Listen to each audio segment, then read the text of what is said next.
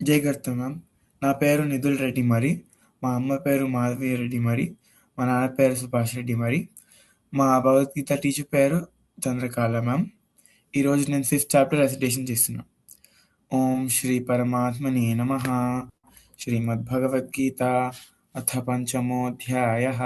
కర్మసన్న్యాసయోగः. అర్జున ఉవాచ.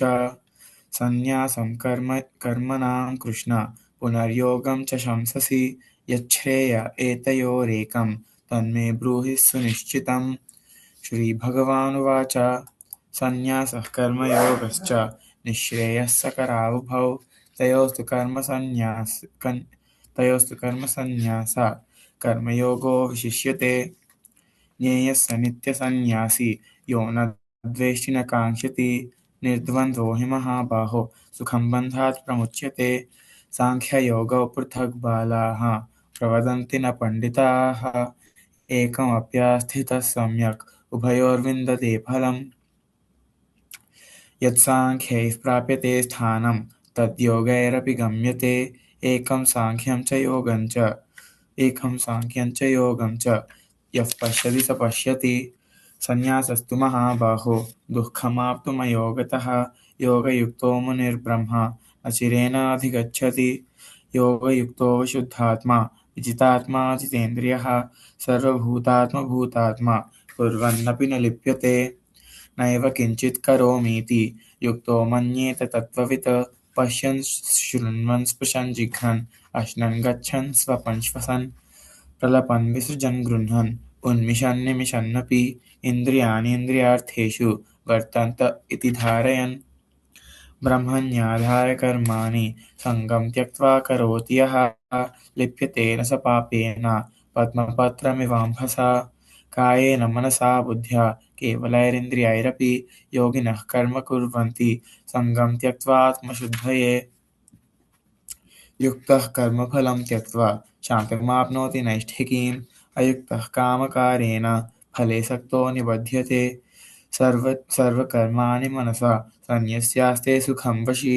నవద్వారే పురే దేహి నైవ కుర్వన్న కారయన్. న కర్తృత్వం న కర్మాణి లోకస్య సృజతి ప్రభుః. న కర్మఫలసంయోగం స్వభావస్తు ప్రవర్తతే. నాదత్తే కస్యచిత్ పాపం న చైవ సుకృతం విభుః. అజ్ఞానేనావృతం జ్ఞానం తేన ముహ్యంతి జంతవః. జ్ఞానేన తు తదజ్ఞానం యేషాం నాశితమాత్మనః తేషామాదిత్యవత్ జ్ఞానం ప్రకాశయతి తత్పరం. తద్బుద్ధయస్తదాత్మానః తన్నిష్టాస్తత్పరాయణాః గచ్చన్త్య పునరావృత్తిం జ్ఞాననిర్ధూతకల్మషాః.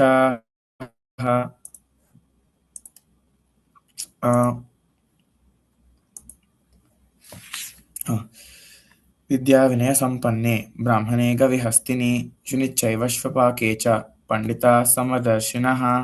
ఇహైవ తయచితః సర్గః యేషాం సామ్యే స్థితం మనః. నిర్దోషం హి సమం బ్రహ్మ నిర్దోషం హి సమం బ్రహ్మ తస్మాద్ బ్రహ్మణి తే స్థితాః. న ప్రహృష్యేత్ ప్రియం ప్రాప్య నోద్విజేత్ ప్రాప్య చాప్రియం. స్థిరబుద్ధిరసమ్మూఢः బ్రహ్మవిద్ బ్రహ్మణి స్థితः. బాహ్యస్పర్శేష్వసక్తాత్మా విందత్యాత్మని యత్సుఖం. స బ్రహ్మయోగయుక్తాత్మా సుఖమక్షయమశ్నుతే.